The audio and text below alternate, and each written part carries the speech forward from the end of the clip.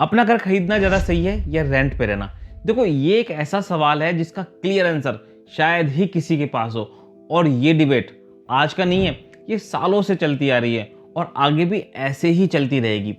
हर generation ने ये सवाल अपने तरीके से पूछा है और हर किसी का जवाब भी अलग ही आया है। लेकिन आज की 20 से 40 साल की जनरेशन के लिए ये सवाल और भी बड़ा हो जाता है, क्योंकि आजकल ना घर सिर्फ जरूरत नहीं रह गए, बल्कि ये हमारी लाइफ स्टाइल और चॉइस का हिस्सा बन चुके हैं। तो अगर आप एक वर्किंग प्रोफेशनल हो और लाइफ के इस फेज में खड़े हो जहां समझ में नहीं आ रहा कि घर खरीदना सही कदम है या रेंट पे रहना, तो ये वीडियो आपके लिए ही है। देखो, हम सब के अंदर कहीं ना कहीं एक सपना होता है कि एक अपना घर हो, क्योंकि हमारे पेरेंट्स के लिए घर का मतलब था स्टेबिलिटी, रेस्पेक्ट और सिक्योरिटी।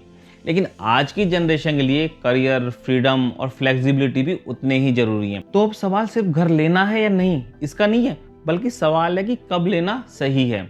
तो अब बात करते हैं कि घर खरीदने के फायदे क्या हैं। तो दोस्तों, घर खरीदने का एक तो सबसे बड़ा फायदा है कि जब आप अपना घर खरीदते हो तो आपको एक स्ट्रॉन्ग कनेक्शन फील होता है, because it's not just a house anymore, it feels like home.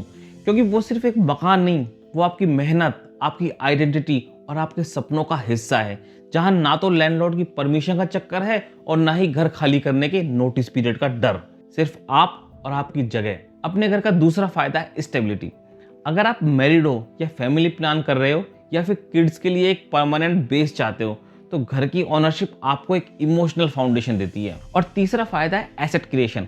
घर सिर्फ रहने की जगह नहीं है, ये एक इन्वेस्टमेंट भी है जो लॉन्ग टर्म में वैल्यू बढ़ाता है। और सबसे सेटिस्फाइंग चीज वो मोमेंट जब आप कीज लेते हो और सोचते हो फाइनली दिस इज माइन। लेकिन दोस्तों, हर सिक्के के दो पहलू होते हैं। घर खरीदना अच्छा लगता है, पर इसके साथ आती है रेस्पॉन्सिबिलिटी और स्ट्रेस। हर महीने ईएमआई आपकी सैलरी का एक बड़ा हिस्सा खा जाती है और अधिकतर मामलों में ये सैलरी का 50 से 60% तक पहुंच जाती है। और ये कमिटमेंट 1-2 साल के लिए नहीं, कम से कम 15 से 20 साल तक लगातार चलता रहता है। फिर मेंटेनेंस, टैक्स, फर्निशिंग, ये सब एक्स्ट्रा लोड अलग से। फिर अगर आपको जॉब या सिटी बदलनी पड़े तो घर बेचने या रेंट पे देने का झंझट खड़ा हो जाता है। फिर आप अपना ही घर रेंट पे देकर दूसरे शहर में खुद रेंट पे रहते हो। और सबसे बड़ा चैलेंज कि आपकी फ्रीडम कम हो जाती है और आपको हर डिसीजन लेते वक्त, चाहे वो जॉब चेंज करना हो या शहर चेंज करना हो, लोन और ईएमआई सबसे पहले याद आती है। और जॉब करना आपकी मजबूरी बन जाता है। घर लेना आसान लगता है, लेकिन असली टेस्ट तब शुरू होता है जब ईएमआई की फर्स्ट डिडक्शन दिखती है। चलो, ये तो बात हो गई अपने घर की। तो अब बात करते हैं किराए पे रहने के फायदों के बारे में। देखो, कई लोग कहते हैं कि रेंट देना मतलब पैसे वेस्ट करना है, पर क्या ये सच में वेस्ट है? देखो, रेंट पे रहना आपको फ्रीडम देता है। आप इजीली जॉब या सिटी चेंज कर सकते हो, नई अपॉर्चुनिटीज एक्सप्लोर कर सकते हो, और वो भी बिना किसी लॉन्ग टर्म फाइनेंशियल स्ट्रेस के। और दूसरा फायदा है मेंटेनेंस का कोई टेंशन नहीं, कुछ भी प्रॉब्लम हुई तो लैंडलॉर्ड हैंडल करेगा। और तीसरा फायदा फाइनेंशियल फ्लेक्सिबिलिटी। ईएमआई की बजाय आप वो पैसा इन्वेस्टमेंट्स, ट्रैवल या स्किल डेवलप करने में लगा सकते हो। इसलिए कई बार रेंट पे रहने का मतलब है कम झंझट और ज्यादा एक्सपीरियंस। पर दोस्तों, फायदे के साथ साथ रेंट की अपनी लिमिटेशंस भी है। हर साल रेंट बढ़ता है, जो कम से कम 5 से 10% तो बढ़ता ही है। कभी कभी लैंडलॉर्ड 1-2 महीने का नोटिस देकर कह देता है कि भाई घर खाली करो। किराए का घर कितना भी अच्छा हो, वो आपका नहीं होता और उस जगह से आपका इमोशनल कनेक्शन कभी नहीं बन पाता। और कई बार ये सवाल अंदर से परेशान करता है कि कब तक रेंट दूं, कब मेरा अपना घर होगा। तो चलिए अब बात करते हैं कि किसे अपना घर खरीदना चाहिए। देखो, अगर आपकी जॉब स्टेबल है और आप 4-5 साल से रेगुलर इनकम अर्न कर रहे हो, या आप उसी सिटी में लंबे टाइम तक रहना चाहते हो, साथ ही आपकी ईएमआई आपकी इनकम का 35 से 40% से ज़्यादा नहीं है, तो शायद अब आपके घर लेने का टाइम आ गया है। साथ ही आपके पास 6 महीने की इमरजेंसी सेविंग्स है, तो आप कॉन्फिडेंटली अपने घर का कमिटमेंट ले सकते हो।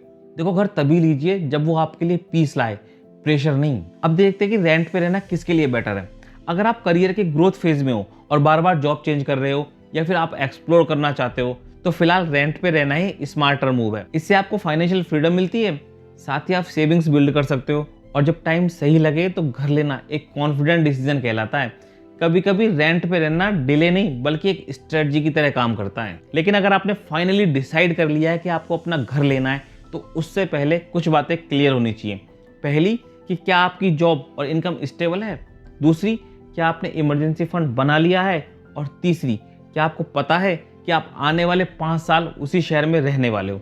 और फोर्थ है कि क्या आप ये डिसीजन किसी को इम्प्रेस करने के लिए तो नहीं ले रहे हो या सच में अपने कंफर्ट के लिए है? क्योंकि पीयर प्रेशर में घर लेना आजकल सबसे कॉमन मिस्टेक है। हम में से हर किसी की लाइफ और प्रायोरिटीज अलग अलग होती हैं। किसी के लिए घर एक एसेट है तो किसी के लिए लाइबिलिटी, किसी को फ्रीडम चाहिए तो किसी को ठहराव। तो दोस्तों, इस बहस का ना कोई एक आंसर नहीं हो सकता, इसलिए वही आंसर सही है जो आपकी करंट लाइफ सिचुएशन के साथ फिट बैठता है। इसलिए घर वो है जहां आप अपनापन महसूस करते हो। अगर आप फाइनेंशियली स्टेबल हैं और मेंटली पीसफुल हैं और अपने डिसीजन कॉन्फिडेंटली ले पा रहे हैं तो वही आपकी रियल स्टेबिलिटी है। बाकी का डिस्कशन नेक्स्ट वीडियो में। तब तक आप कमेंट बॉक्स में रेंट और बाय वाली बहस जारी रख सकते हो। और हाँ, सब्सक्राइब जरूर कीजिए ऐसे ही रियल, सिंपल और ऑनेस्ट लाइफ टॉक्स के लिए। तो मैं आपसे मिलता हूँ अगले वीडियो में। तब तक के लिए जय हिंद।